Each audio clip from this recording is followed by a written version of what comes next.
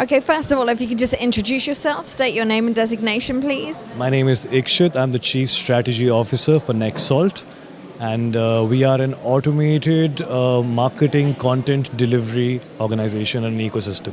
Okay, and what's the primary things that your company does? Well, it's a bit nuanced and complex, so I might take a little bit of time. Essentially, what we do is that our eventual objective is to create an ecosystem where, let's say, for instance, you're a marketeer and you get an alert on your phone and you see that there's a video that has come to you. And all you do is you press a button and you push it out.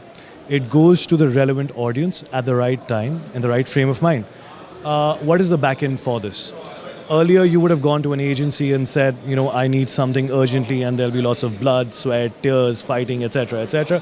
But now what happens is that the video has been automatically populated with clips that have been already chosen in your bank and with headlines that have already been approved. So what it does is, let's say, for instance, if there's a news, like there's some unrest in the country, on the basis of that, contextually, it's going to get an alert. It's going to be intelligent enough to be able to pick up an alert and say, put together the entire video and send it to you so you can send it out further. The same can be applied to, say, Facebook posts.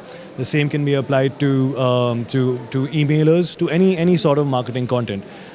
Before all of this, there's a segmentation of the customer.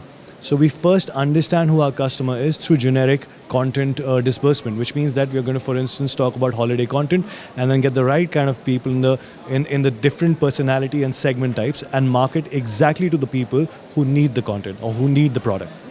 And what would you say your biggest achievements are that have contributed to you getting your award here at MADcon? Right. So in the last 1 year, in fact, in the last many years, if you look at the Indian mobile handset market, it's completely saturated.